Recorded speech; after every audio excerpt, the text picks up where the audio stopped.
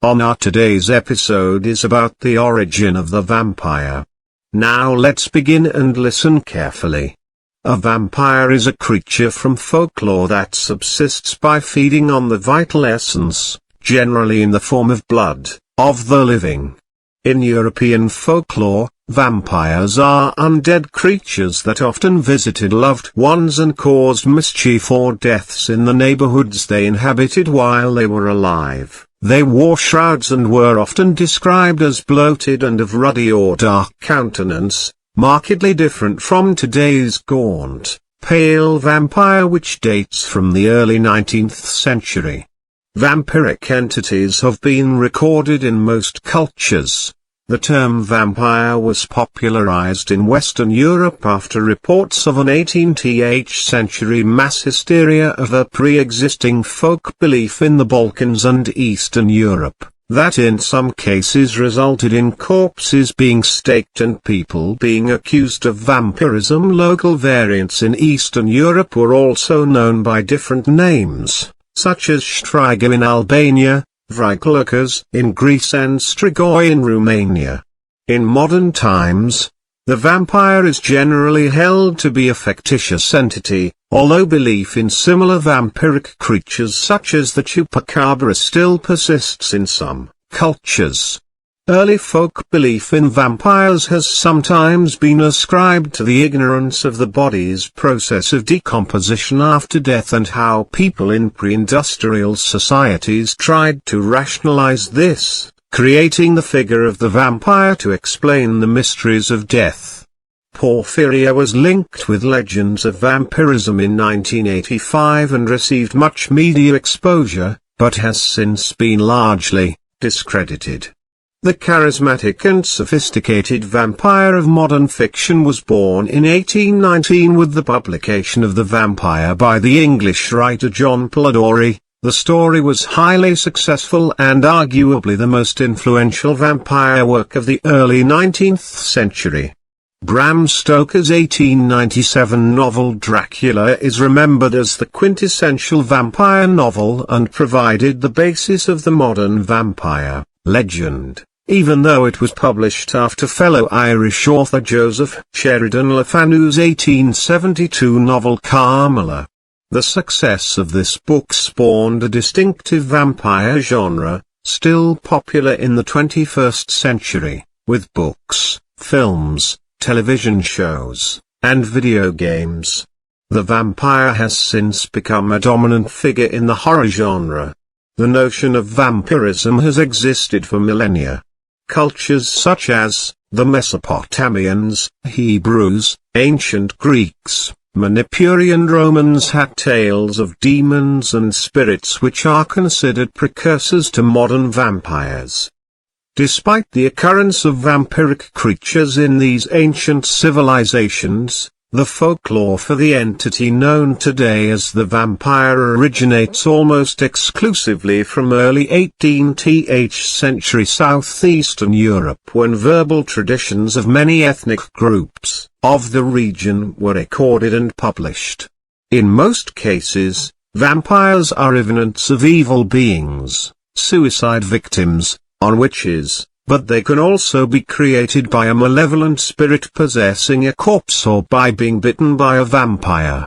Belief in such legends became so pervasive that in some areas it caused mass hysteria and even public executions of people believed to be vampires. The causes of vampiric generation were many and varied in original folklore. In Slavic and Chinese traditions, any corpse that was jumped over by an animal, particularly a dog or a cat, was feared to become one of the undead. A body with a wound that had not been treated with boiling water was also at risk. In Russian folklore, vampires were said to have once been witches or people who had rebelled against their Russian Orthodox Church while they were alive. 23. Cultural practices often arose that were intended to prevent a recently deceased loved one from turning into an undead revenant. Burying a corpse upside down was widespread, as was placing earthly objects, such as scythes or sickles. 24. near the grave to satisfy any demons entering the body or to appease the dead so that it would not wish to arise from its coffin. This method resembles the ancient Greek practice of placing an obolus in the corpse's mouth to pay the toll to cross the river Styx in the underworld. It has been argued that instead, the coin was intended to ward off any evil spirits from entering the body, and this may have influenced later vampire folklore. This tradition persisted in modern Greek folklore about their vrykolikas, in which a wax cross and piece of pottery with the inscription Jesus Christ Conquers were placed on the corpse to prevent the body from becoming a vampire. Other methods commonly practiced in Europe included severing the tendons at the knees or placing poppy seeds, millet, or sand on the ground at the grave site of a presumed vampire. This was intended to keep the vampire occupied all night by counting the fallen grains, indicating an association of vampires with arithmomania.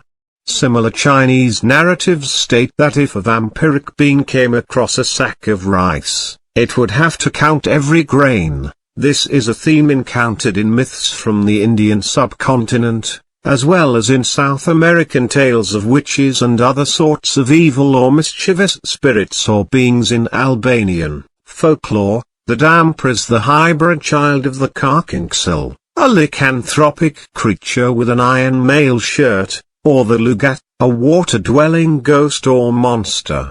The damper sprung of a carkinxel has the unique ability to discern the carkinxel. From this derives the expression the damper knows the lugat. The lugat cannot be seen, he can only be killed by the damper, who himself is usually the son of a lugat.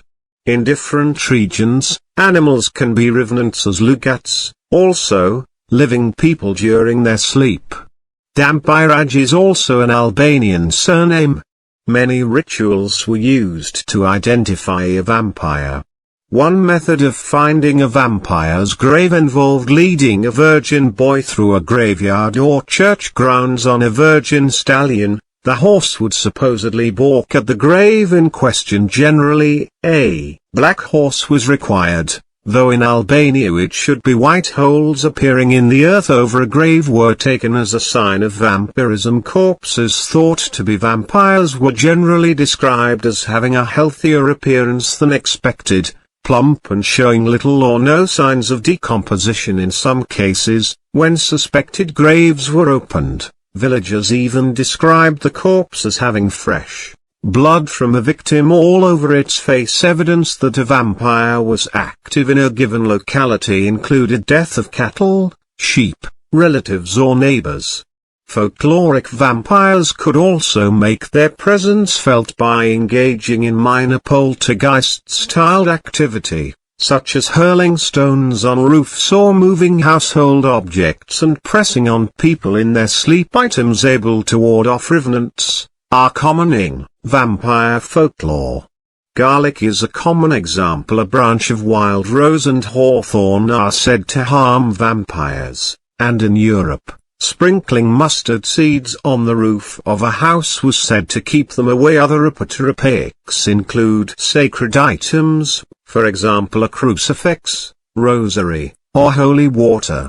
Vampires are said to be unable to walk on consecrated ground, such as that of churches or temples, or cross running water. Although not traditionally regarded as an apotropaic, mirrors have been used to ward off vampires when placed, facing outwards, on the door. In some cultures, vampires do not have a reflection and sometimes do not cast a shadow, perhaps as a manifestation of the vampire's lack of a soul. This attribute is not universal. The Greek vrykolikas, Tympanios, was capable of both reflection and shadow, but was used by Bram Stoker in Dracula and has remained popular with subsequent authors and filmmakers. Some traditions also hold that a vampire cannot enter a house unless invited by the owner. After the first invitation they can come and go as they please. Though folkloric vampires were believed to be more active at night, they were not generally considered vulnerable to sunlight. Methods of Destroying suspected vampires varied, with staking the most commonly cited method, particularly in South Slavic cultures. Ash was the preferred wood in Russia and the Baltic states, or hawthorn in Serbia, with a record of oak in Silesia. 44-45. Aspen was also used for stakes, as it was believed that Christ's cross was made from aspen. Aspen branches on the graves of purported vampires were also believed to prevent their risings at night. Potential vampires were most often staked through the heart, though the mouth was targeted in Russia and northern Germany, and the stomach in northeastern Serbia. Piercing the skin of the chest was a way of deflating the bloated vampire. This is similar to a practice of anti-vampire burial, burying sharp objects, such as sickles, with the corpse, so that they may penetrate the skin if the body bloats sufficiently while transforming into a revenant. Decapitation was the preferred method in German and Western Slavic areas, with the head buried between the feet, behind the buttocks or away from the body. This act was seen as a way of hastening the departure of the soul, which in some cultures was said to linger in the corpse. The vampire's head, body, or clothes could also be spiked and pinned to the earth to prevent rising. Tales of supernatural beings consuming the blood or flesh of the living have been found in nearly every culture around the world for many centuries. The term vampire did not exist in ancient times. Blood drinking and similar activities were attributed to demons or spirits who would eat flesh and drink blood. Even the devil was considered synonymous with the vampire. Almost every nation has associated blood drinking with some kind of revenant or demon, or in some cases a deity. In India, for example, tales of vitalas, ghoulish beings that inhabit corpses, have been compiled in the Untitled Chapter. A prominent story in the Katha tells of King Vikramaditya and his nightly quests to capture an elusive One Pisaka, the returned spirits of evildoers, or those who died insane, also bear vampiric attributes. Commentators have offered many theories for the origins of vampire beliefs and related mass hysteria. Everything ranging from premature burial to the early ignorance of the body's decomposition cycle after death has been cited as the core cause for the belief in vampires. Vampires properly originating in folklore were widely reported from Eastern Europe in the late 17th and 18th centuries.